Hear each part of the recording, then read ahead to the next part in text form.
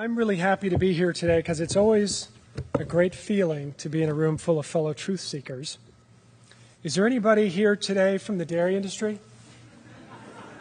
Dairy farmers?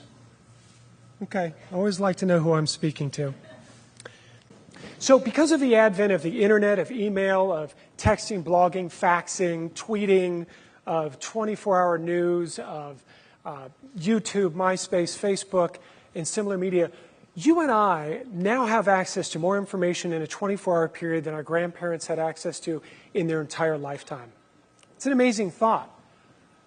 But with that access comes increasing exposure to increasingly sophisticated forms of advertising and promotions, as well as innumerable opinions from people who are both credible and not so credible, which makes it all the more important that we be discerning in our search for the truth. You know, in the last, I think, 7, 8 years, there have been a number of really important documentary films that have come out.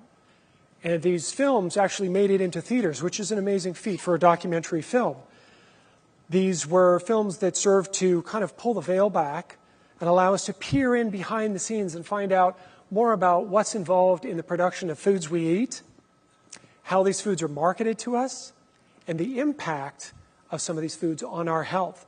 And I'm sure many of you saw these films. I'm talking about Fast Food Nation, Food Inc., Super Size Me, Forks Over Knives, like that.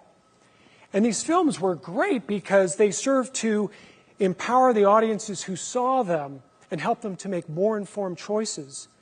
But I think they also did something else. I think they contributed to a real shifting of the climate in terms of, well, truth seekers having access to information. Because a lot of the industries, the food industry, has kind of clamped down, sort of battened their hatches down. And I understand. They're wanting to protect themselves, protect their reputation, their products and brands. It's increasingly difficult to get into these facilities, to get interviews with representatives, to get cameras into farm areas. And I can tell you firsthand, as a filmmaker, it is really, really difficult. It's a very different climate now. There are now 13 states in this country that have food disparagement laws on the books. Have you heard about these? Some people call them Veggie Libel laws. These laws were designed expressly to dissuade you from saying anything less than flattering about a food commodity in this country. And that's even if what you're talking about is based upon the scientific literature. You're still at risk, lest you find yourself a defendant in one of these lawsuits that could literally break you financially. There is a pending lawsuit right now. I don't think the decision's been made. It's been under consideration for a couple of weeks. And this is a lawsuit that has been brought against ABC, Diane Sawyer, and her colleagues over a broadcast that they did in which they referred to an ammonia-treated meat product as pink slime. And the producer of that product said that, you know, this was defamatory language. It's resulted in them having to let go employees. There's been a dip in sales, and they want accountability. And so they have brought this lawsuit for $1.2 billion in damages. Now, the fact that this has been under consideration as long as it has troubles me, because it feels almost as though they may be considering that there could be merit to this. The official complaint says that they referred to the product during the broadcast 132 times as pink slime. If this goes through, it's going to have a chilling effect, I believe, on our ability to know to what's going on with regard to our food that we eat. Because the people who are the truth seekers, the people that go out in the trenches and do the hard work, the journalists and such, who put themselves on the line to bring this information back to us, I think are going to think twice before they do that again. So it's an interesting climate. Even my literary agent shared with me, she said, you know, when she was marketing Whitewash, looking for a publisher, she had 2 publishers who expressed strong interest in it. But they said, you know, we like the message, we like what you've got here and everything, but it's just too hot to handle. And so she pressed them a little more and said, what do you mean? And they said, well, we don't want to find ourselves defendants in a costly and protracted lawsuit. Even if the information in there is based upon the science and is factual, the process could bleed us financially to the point that we'd have to close our doors. And so they passed.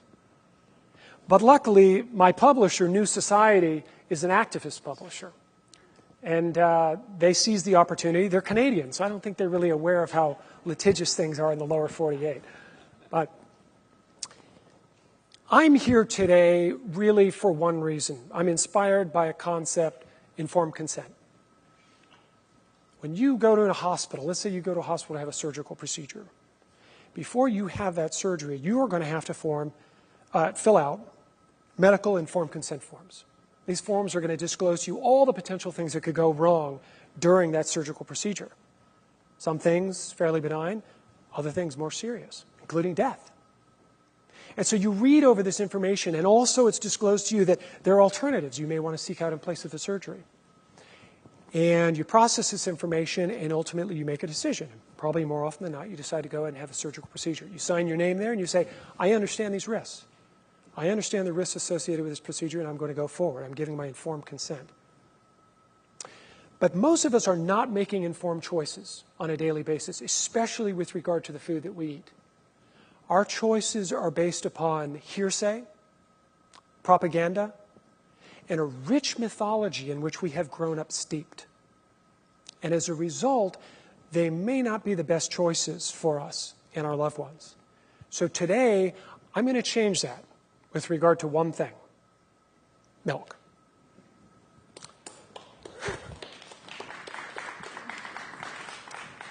Now, every one of you in here is a bit of a milk expert already.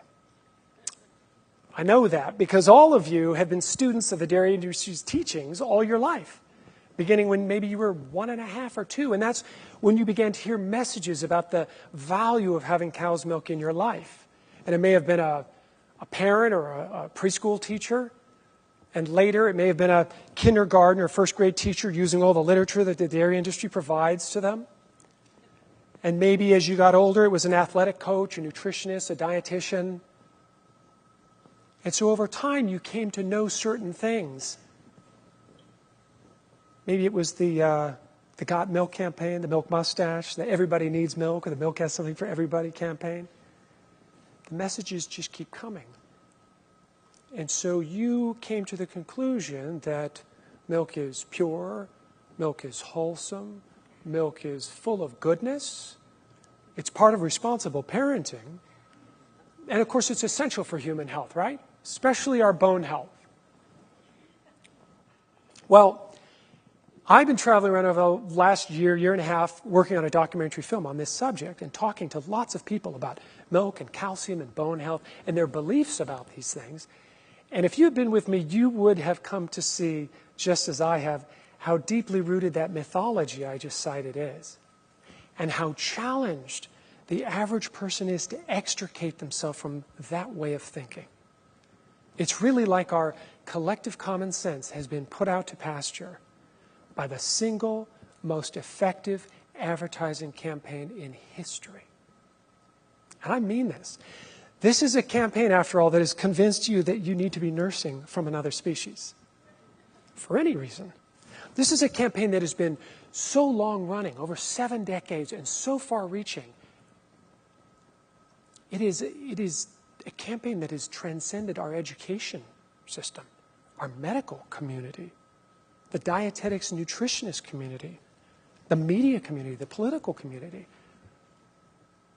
So it's difficult to find anyone today who's not been touched by this campaign, who's not been persuaded by the truly perverted message of this campaign.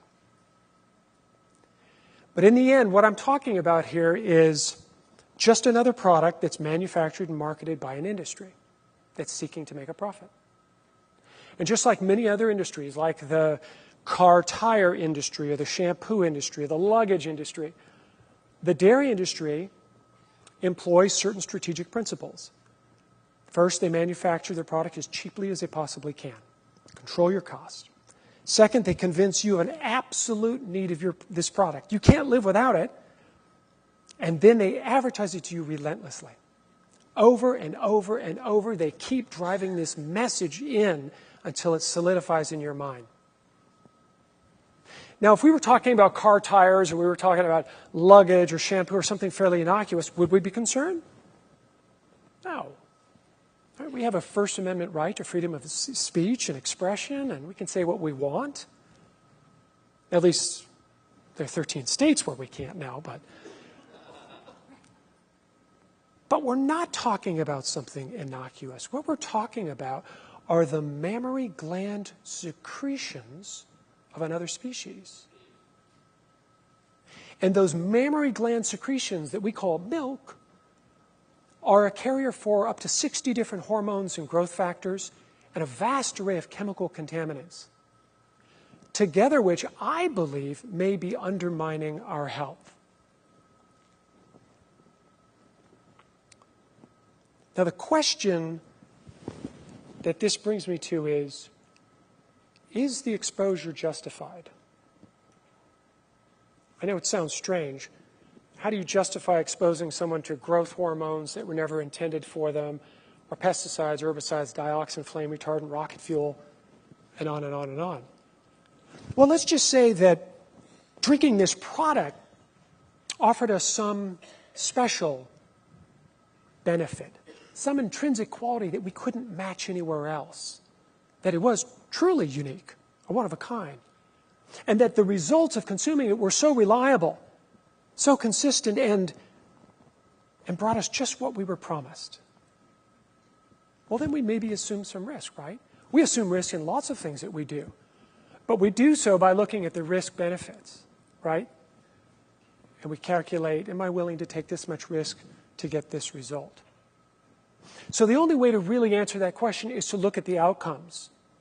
To look at the outcomes, because we've been promised that if we just drink our 3 glasses of milk a day and eat a lot of cheese and yogurt and, of course, ice cream, then we're going to have healthy, fracture-resistant bones all our life.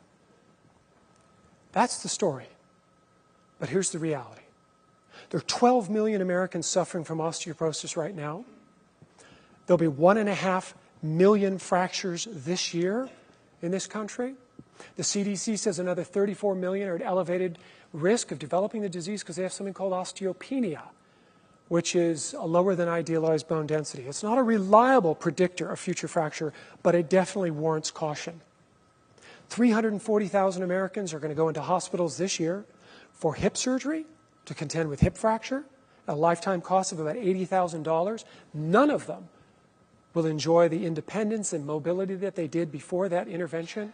50% of them will be rendered dependent upon others for the rest of their life. 20% will die within 12 months of that procedure because of complications directly related to that. If you're an American male, you have a 1 in 5 chance that you're going to suffer an osteoporotic fracture in your lifetime. If you're a female, your chance is 1 in 3. Does that sound like success? Sound like we got what we were promised? And the interesting thing is when you look at the epidemiology, when you review the studies and look at what's going on around the world, it's the very populations that consume the most milk and calcium where you see the highest incidence of bone fracture. So I'm talking about Australia, New Zealand, Canada, North America, the Western European nations. That's where all the disease is. And the inverse is so. The inverse is so. So when you look at China, Thailand, Vietnam, South Africa, you see so little of this disease. And these people don't have milk mustaches. And they're not popping CalMag tablets, and they're not calculating how many milligrams of calcium they had in their last meal. And yet they're doing so much better than us. How can this be? How can this be? What I just described to you is totally the opposite of what you've been told since you were little. Just drink all that milk, Johnny and Sally, and everything's going to be fine. You're not only going to have strong bones, but you're going to be sexy and glamorous like the celebrities with the milk mustaches, and have tremendous athletic prowess like the athletes who have the milk mustaches. Well, the only way that it can be is if the advice we've been given is erroneous advice. If the recipe for bone health that we've been given is the wrong recipe. So, if the recipe we've been given is the wrong recipe and does not produce the outcomes reliably that we seek, then from a public health standpoint, do we not have an obligation to disclose to the public what kinds of risks are associated with following that advice? I think we do.